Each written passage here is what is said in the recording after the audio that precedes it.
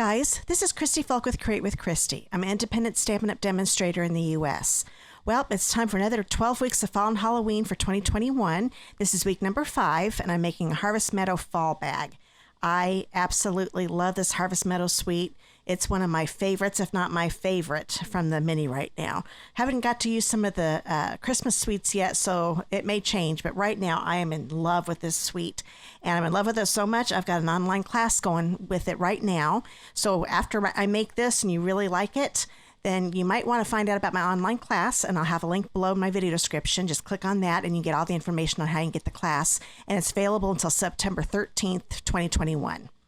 Okay, now if you want to make this bag with me, you can just click on that blog post link in the video description, and that is where you'll find the dimensions for everything and the supplies that you need. So you can get all those together and come back and make the bag with me.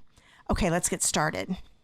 Okay, first off, I'll show you this beautiful bundle. It's called the Nature's Harvest Bundle, and it is part of that Harvest Meadow suite. And I love the stamps in this, and I've made a card with this suite already. It was a fun fold card, and I'll put a link to that up in the top right corner of the video, and you can also find a link to it down in the video description. Now, then I used some stamped flowers. This time I'm going to use the dies for the flowers, but I am going to use one stamp, and it's the thank you stamp. And when you purchase these together as a bundle, you do save 10%. I'm going to let you know that. And if there's anything here that you want to order, you can order 24/7 at my online store, and there's a link to that below in the video description as well. But let me show you the dies. It's not just that one sheet. Look at all those dies you get with this. So there are dies to die cut these images. And this is, there's not one for this, but this is more of splotch kind of thing. I'm not thinking, splotch is not the word, but you know what I'm talking about, that you can put behind your images. I love that we've got label dies, and there's another die here that can stand alone. So, like I said, this suite is wonderful. Okay, the first thing we're going to do is some scoring when we make this bag. And this is a crumb cake cardstock piece. It's 9 3/4 inches by 5 3/4 inches. When you've got a 9 3/4 inch side along the top, you're going to score it at 4 1/4. And whenever you use a Simply Scored scoring tool, make sure you put it all the way up to the top and the side. That way it's all up in this corner, and you know you're getting it just right, and it's going to be straight. So that one was 4 1/4, and this one is 5 1/2. Okay, now we're going to rotate it a quarter turn, so a 5 3/4 inch piece is along the top, or side is along the top, and we're going to score it at 1 1/4, which is right here. And one thing I want to make sure you know, notice I'm holding this at an angle, the scoring tool here. That helps with staying in the little valleys, the little score parts of the scoring tool. If you go up and down like this, I know if I do that, I tend to skip a track. That's the word I'm trying to think of. I'll skip a track and mess up what I'm doing. So I always hold it more at an angle. And so this is at 1 1/4. This one is going to be at 4 1/2. Okay, and like I said, I'll have all the dimensions in my blog post if you didn't get those written down. So that is all the scoring we need to do. So let's go ahead and start making the base of this bag. Okay, now what we're going to do, hopefully you can see these score lines. These little squares that we made here are little tabs. So what we're going to do, you're going to cut right along that score line, but you stop as soon as you get to the horizontal score line, the one that's intersecting it. So we'll do this here, and we're going to do the same thing with the other side. And one thing I have learned making boxes and bags, and I've been making them for a long time, we're going to cut these at an angle. I want these to be narrow up at the top. It helps with putting the bag together, and you don't see the tab sticking out. When it's straight, it tends to show where you don't want it to. So this is a trick, and it also helps with folding everything. So that's real simple. You're just going to go in maybe between 1/4 and 1/8 of an inch in, go in an angle, and stop right at the edge of the top. Okay, do that one more time. So whenever you make a bag or a box, you always want to get those tabs like that so they're not showing. And it helps, like I said, with the cutting. Okay, now we're going to go ahead and burnish these. That's something I always do. Burnishing is making sure you get all the score lines folded. It goes a lot easier when you're getting ready to make your bag. So you want to have, right now I've got my valleys on top. We're going to turn this around so the hills are on top. And we're going to fold all these. Take your bone folder and get all of these folded nice and crisp. This is called burnishing, and believe me, I have forgotten to do the burnishing part, and it is a lot harder to put bags and stuff together. So we've got all those done. Now we've got these two down here. Now they're just going to be so much easier to fold when you're making your bag. Okay, now we're going to put the outsides of the valleys of the score lines are on top again, because this is the outside of the bag. And it's a lot easier to start decorating this, okay? So let's go ahead and grab a piece of the Harvest Meadow DSP. We actually need 2 of these. These are 3-inch by 4-inch pieces. And I can use just regular steel on this, but I'm going to need my Seal Plus when I start putting this together. So I'm just going to use Seal Plus on all of it. And we're going to go ahead and get this get it going again. This one is a lot stronger than our regular seal, and you probably won't be able to see this in the video, but it's almost like little tabs. It's got little indentations in it. And to be honest, I think it kind of rolls a little easier too, but it's a very, very strong. So you can use tear and tape with a bag, or you can use our Seal Plus. So I thought, well, I'll use my Seal Plus today. So we'll put that one on the middle section there, and we're going to put this one on the bottom. Now, one thing you want to, one thing to consider, if you would rather use a different pattern, you go right ahead. Whenever you make stuff with me, you can change it up whichever way you like. I just happen to like this blue for the inside. So we've got that ready to go. Now I'm going to grab a piece of the Cork specialty paper. This is a 1.5 by 4-inch piece. Now, when I put this, I'm going to be putting this right over here, and I thought it just looked kind of unfinished right here. I decided I was going to rough it up. So my long right side, taking my scissors. Now this is a little harder to rough up because it's thin. It's funny, it's thin, but it's very durable. I was going to try to tear it, and I couldn't get it to tear. This is pretty well-made stuff.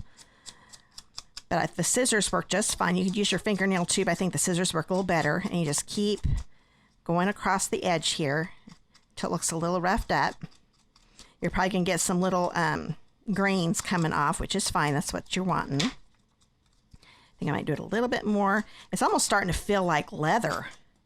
I noticed that the first time I did it. Okay, so it's going to go here. That just kind of gives you, I actually roughed it up a little more with my first one, but don't want to get you bored. So you can also rough it up here more on top with the cork instead of doing the bottom, also this actual side, and that'll get it roughed up too. Okay, now I'm going to take my steel. You can see it definitely roughed up here. I'm going to go over a little bit so I'm not putting adhesive on that roughed up edge. That way I'll show you here in just a minute. It's going to rough it up a little bit. I can rough it up even more, once I get it attached. So you get this all lined up, the bottom edge, left edge, and the top edge with the DSP piece. Okay. And now I'm just going to take my finger and kind of rough it up a little bit. Kind of push that down a little bit.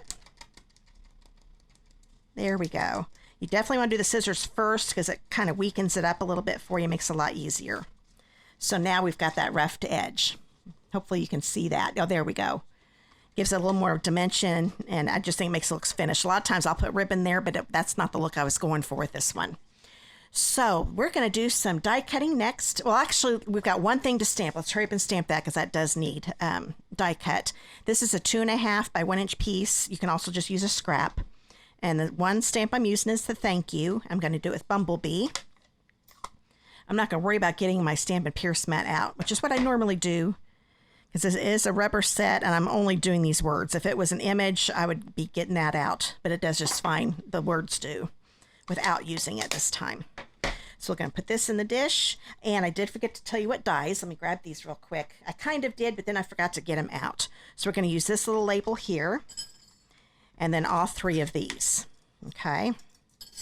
It's the first time I've used these dies, and I was really excited because I'll show you here. Hopefully you will see it in the video, but these little dots that are in here, see these little holes and the cuts here, they actually kind of do some embossing when you die cut it. So I didn't realize it did that. So that was kind of cool.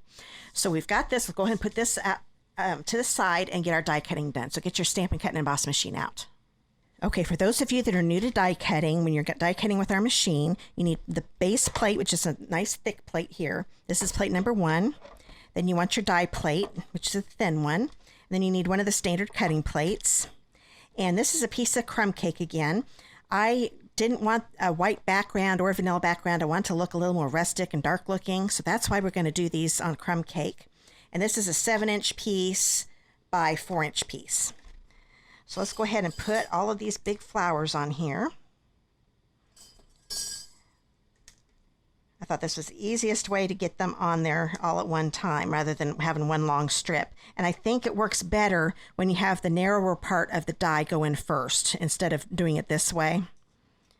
They cut a lot better. And let's see if we can get, I think we can. Oh, we sure can. Good. So we're only going to have to go through one time. Oops, come here, label. We're going to put that right here. Get it nice and straight. Make sure I get the whole thing in there. That looks pretty good. I'm going to pull this out just a little bit. What I do, I take this end of my standard cutting plate, put it down up against the bottom one, but this is still raised, this end here, and slowly bring it down. And then you can run it through. That way the dies don't move on you. I'm going to hold it down. There we go. I've got all the dies under this handle, so now I can hold on to the handle. There we go. So we've got our nice label. And I don't know if you'll see this, but it does a little indentation all the way around it. So it's almost like having a little frame. Then we've got, here, let me get my trash out of here. That way we can just have the die cuts here. Put our dies back in here. Oops, I don't want to bend that up. It's okay.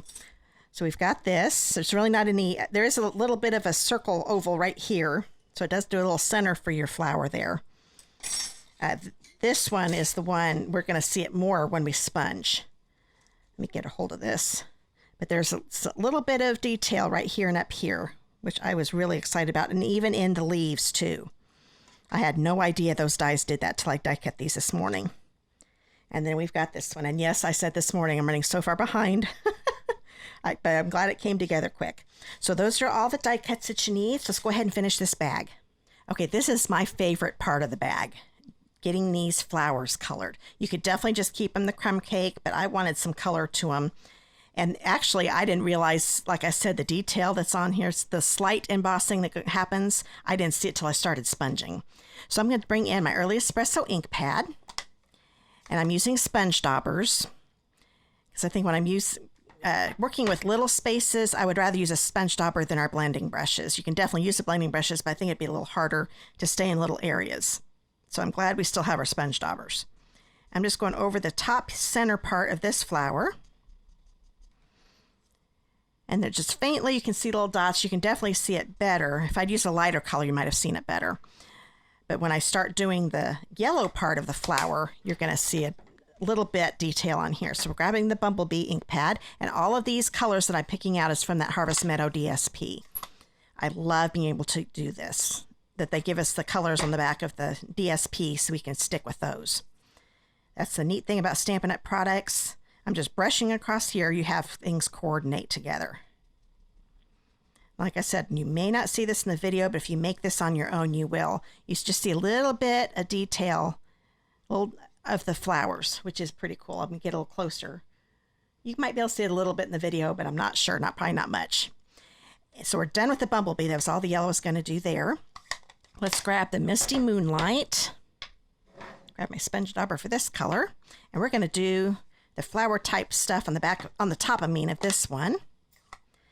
And when you use the sponge daubers, you can pounce on them. You can just go brush them across, because I do kind of both. But be really careful with, especially the ones that are narrow like this one, that you don't start pulling, because you might end up ripping it. See, I'm actually folding that one up. So I'm just being really careful. Just keep adding ink.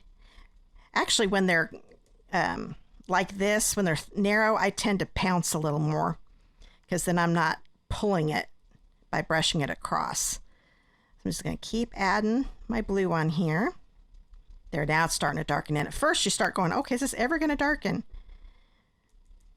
But it does. Oop, and I am seeing a little technique I might need to do. This is cool.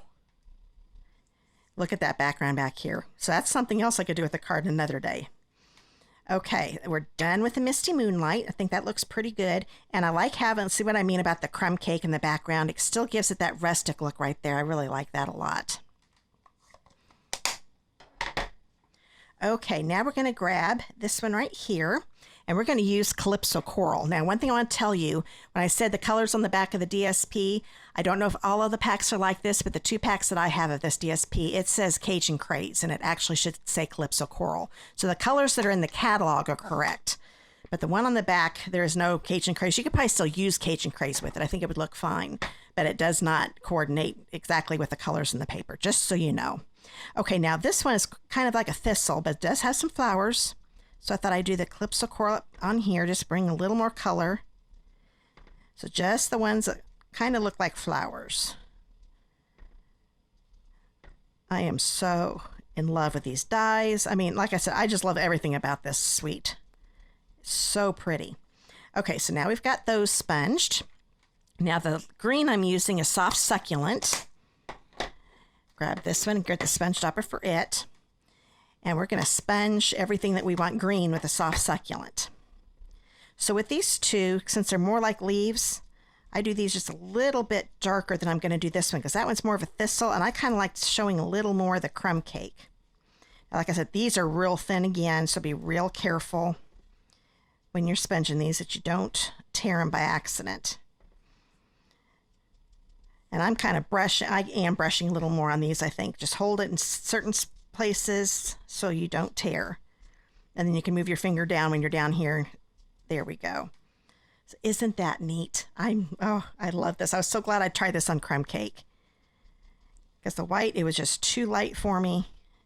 So if you want to go with a darker muted colors and to look a little more rustic, do it with crumb cake and then sponge.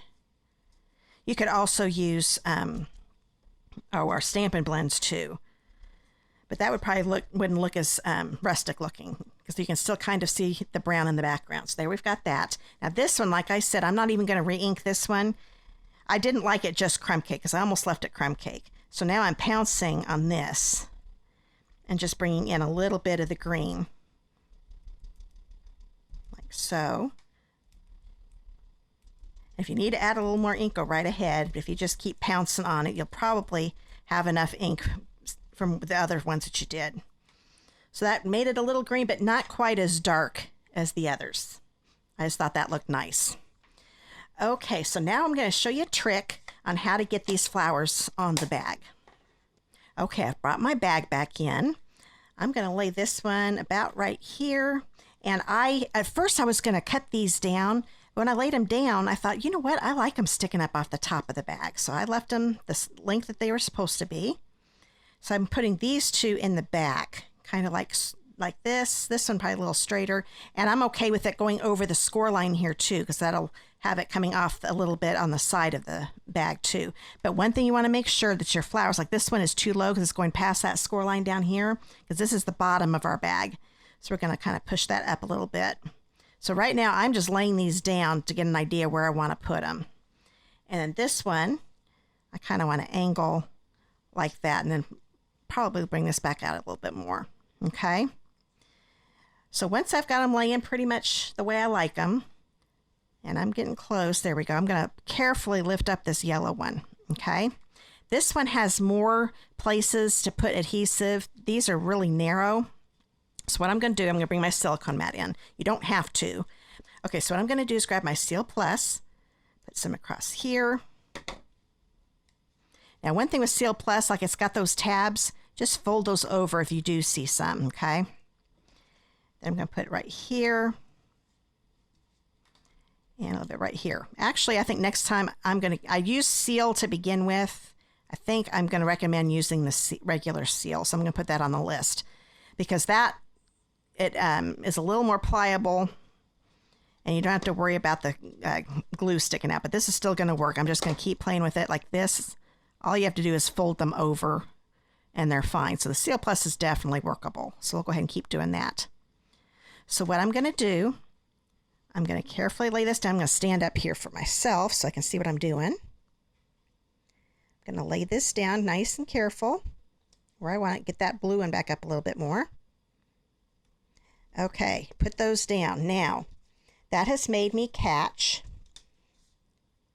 at least some of these flowers, okay? Now I'm going to put some adhesive. Oh yeah, definitely use the seal, regular seal. I'm going to actually grab that right now. That way you'll see the difference. I'm just going to put a little bit here so they're behind the big parts of this. I guess you call it, that's not a sunflower, the daisy or cornflower. So now I got to fold all these over again. So definitely use regular seal. Learn from my mistakes. Okay, I made it work though. So now I have adhesive. It's actually a little bit on this one and some on this one. Oh, and then I decided to make sure that it's anchored. I kind of liked them flipping around a little bit so that it really look more like flowers.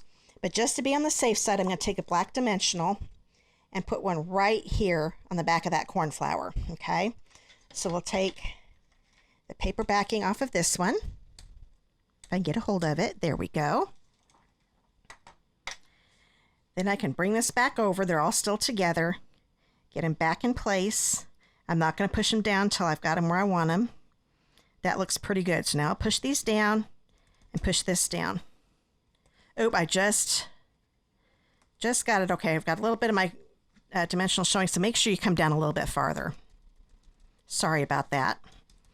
I think this landed in a different spot. I definitely did. Mine are angled a little more on my original, so this had plenty of room. So I would put down just a little bit in case you do what I just did. Here, let me bring in my original. See, the cornflower, it was fine putting it up there. But this one, I didn't get them right in the exact same spot. But that's okay. It's handmade. It's not supposed to look the same. Okay, now we're going to grab the label. And I'm going to grab a piece of the diamond weave ribbon that's also in the in this suite. I'm going to take my seal, or Seal Plus, whichever. Actually, I think I'm going to use my Seal Plus. I'm going back and forth here because this is going to hold that ribbon on a lot better. And I'm going to go ahead and grab this again. And I'm just going to put this close to the middle. It doesn't have to be perfect right now because we're going to trim it up a little bit. But I'm making sure that these two middle sections right here are right going along the middle of the ribbon. Top and bottom, that is. Okay? So that's on there pretty good. I'm going to grab my scissors. I'm going to cut them at an angle so they're kind of even. Okay. Made it a little longer than I needed to, so I didn't have to worry about getting it right in the center. And I kind of like them frayed. So just kind of pull on them just a little bit there on the ends. This is one time I like having frayed ribbon. Doesn't always look right, but with this ribbon it looks pretty cool. Okay, so we've got that ready to go. Now I'm going to grab my black dimensionals. You can definitely use the white. I'm going to put one right here on top of the ribbon and one right here. And this time, instead of using my take your pick tool, I'm going to take the paper off this way because sometimes you get that paper piercer in there and it kind of lifts up on the dimensional. We don't want that because that might, with the ribbon on there, it doesn't attach quite as well. It's on there just fine to stay on the bag though. I haven't had any trouble with mine coming off yet. And I'm not going to worry about this coming past the score line. We're going to put it about right here. Is that straight? Yeah, that looks pretty straight. Pull that down. So now we've got the front pretty much decorated. I almost forgot. I almost always forget my bling. I definitely wanted to use the Brush Metallic Adhesive-Backed dots that are in the suite. They're gold, copper, and bronze. And this time, with my card that I talked about earlier, I used the gold. This time I'm going to use the bronze. So I probably should use the copper next time. I love all of them. And what I'm going to do, take this off. Don't have quite enough putty here, so I'm going to squeeze it just a little bit. Barely any, because it'll keep coming up after I quit twisting. So I'm going to grab one of the big bronze ones. And let's put it about here. I think I'm going to take another big one. And put it about here. Get a small one. I'm going to use 4 of them. 2 of each size. And I'm just going to put another small one right here. There we go. So now we're all done decorating the front of this bag. So let's go ahead and start putting this together. So it's going to be coming up like this. Now, one thing I've learned, the sections that are with the front, you want those to be on the outside, okay? So we're going to take this side up first.